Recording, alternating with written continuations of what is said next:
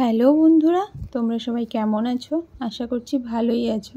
তো আজকে তোমাদের সাথে শেয়ার করছি নিরামিষ লাউয়ের একটা সুন্দর রেসিপি।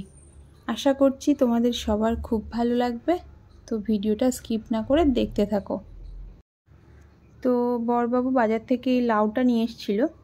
তো আমাদের গ্রামের দিকে যেমন খুব বেশি টাটকা পাওয়া যায়, এদিকে অতটাও পাওয়া যায় না যদিও, তবুও যা পাওয়া যায় তাই না। তো এই যে ছোট ছোট টুকরো করে ফার্স্টে আমি কিন্তু লাউটাকে কেটে নেব। তো চলো লাউটাকে খুব সুন্দরভাবে কিন্তু কেটে নেব। তো এটাকে ফার্স্টে খোসাটা ছাড়িয়ে নেব। তো এই যে দেখো এইভাবে কিন্তু ছোট ছোট টুকরো করে আমি খোসা ছাড়িয়ে নিলাম। তারপর এই যে গোল গোল রাউন্ড করে কিন্তু আমি কেটে তারপর কুচি কুচি করে আবার কেটে নিয়েছি। তো এই যে দেখতে পাচ্ছ লাউটা যত পাতলা করে কাটা যাবে লাউটা কিন্তু খুব তাড়াতাড়ি সিদ্ধও হয়ে যাবে আর খেতেও ভালো লাগবে, দেখতেও ভালো লাগবে। তো চলো কাটা আমার মোটামুটি কমপ্লিট হয়ে গেছে। পুরো লাউটা আমি রান্না করব না, মোটামুটি বেশিরভাগটাই নিয়েছি আর অল্প একটু রেখে দিয়েছি অন্য কিছুর সাথে রান্না করব বলে। তো খুব সুন্দরভাবে লাউটা আমি কিন্তু ধুয়ে নিয়ে চলে এসেছি, দেখতেই পাচ্ছ। আর এখানে কিন্তু ঝুড়িতে জল ঝরানোর জন্য রেখে দিয়েছি। আর এদিকে নিয়ে নিয়েছি একটা বাটিতে অল্প একটু গোবিন্দভোগ চাল। হ্যাঁ বন্ধুরা, আজকে টুইস্ট কিন্তু এই গোবিন্দভোগ চাল দিয়ে লাউটা রান্না। তো চলো দেখতে থাকো কিভাবে রান্নাটা করছি। তো প্রথমে একটা কড়া বসিয়ে নিয়েছি, কড়াটা গরম হয়ে গেলে দিয়ে দিয়েছি কিন্তু 1 চামচ 5 ফোড়ন। তো খুব বেশি কিন্তু পোড়া পোড়া করে এটা ভাজলে হবে না, জাস্ট একটু গন্ধ আসলেই কিন্তু তুলে নেব। বেশি পোড়া হয়ে গেলে কিন্তু খেতে তিতো লাগবে। আর নিয়ে নিয়েছি এখানে বড়ি। তো তারপর কড়াইতে একটু তেল গরম করে বড়িগুলো কিন্তু ভেজে নেব।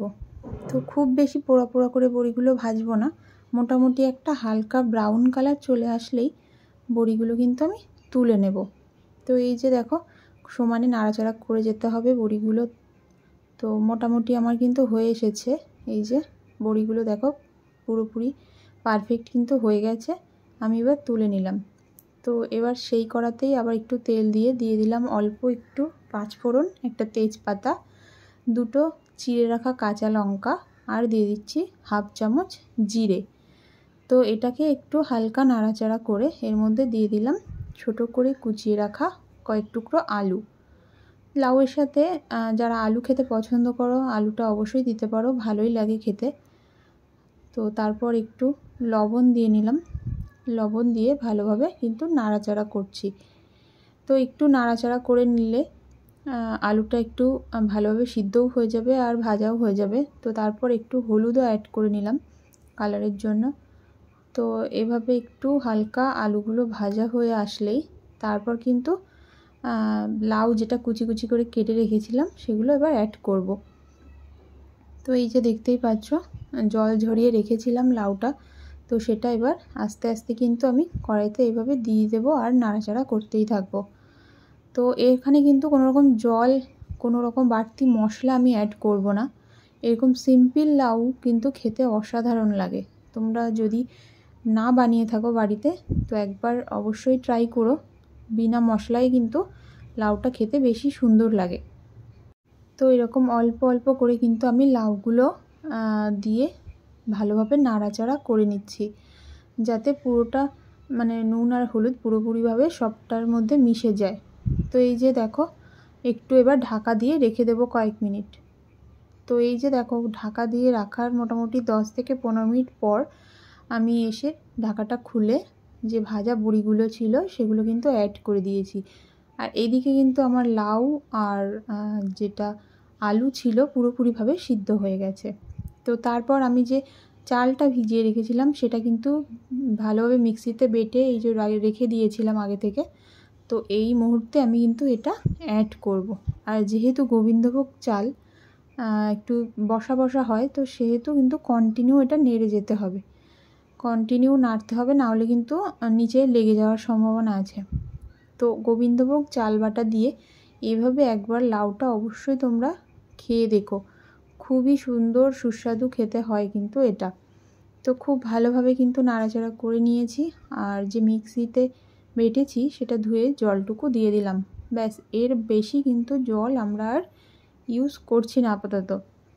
তো এইভাবেই নাড়তে চাড়তে থাকতে হবে।